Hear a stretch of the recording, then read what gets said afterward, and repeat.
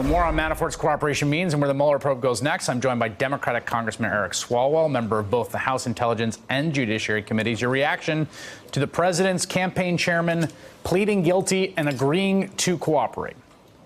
Good evening, Chris. The jig is up. This nonsense that there's nothing to see here or this is a witch hunt. Now the Trump team is for Mueller. And as Mueller continues to zero in on the president's family, businesses, campaign, I think the best thing the president can do, Chris, is to just be straight with the American people and certainly be straight with the investigation, because he now has a bankrupt credibility. And so that credibility affects not just the Russia investigation, but his ability to lead in a storm, his ability to address healthcare issues in America, his ability to address the economy. And so the more he refuses to sit down with the Mueller team as they obtain more guilty pleas and send more people to jail, I think that affects Donald Trump's ability to lead our country. Did this development, as someone who has been on a committee investigating this, did this development today surprise you?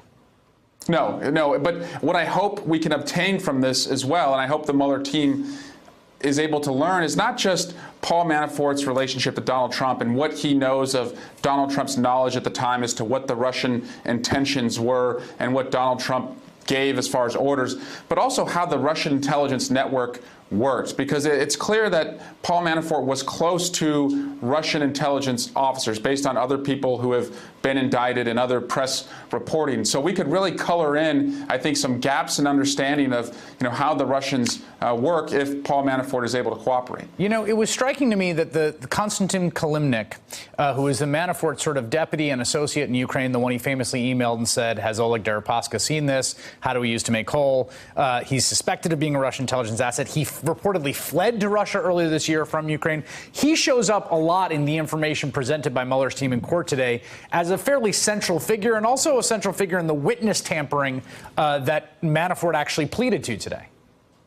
That's right. And he's an individual that in our investigation we certainly would like to explore further. We also wanted Paul Manafort to come in. We wanted to at least send the subpoena to him and let him refuse, because he did testify to the Senate Intelligence Committee, but the Republicans in our investigation refused to do that. So again, I believe that there really is an opportunity to learn more about what the Russians were doing. And also, one fact not to be missed, Paul Manafort worked for free.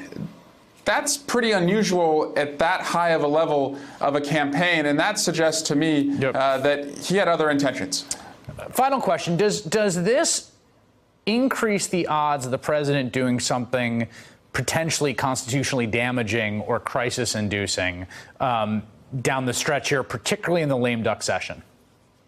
Well, we have, of course, 7 weeks until the midterms, and I think because of these guilty pleas, because the Republicans have been unwilling to check the president and the obstruction runs rampant, he is going to be checked at the ballot box, and so they may be able to do that in the short term, and he may be able to do that in the short term, but he will not be able to avoid all of the investigations that the Republicans were unwilling to conduct in the first 2 years of his presidency.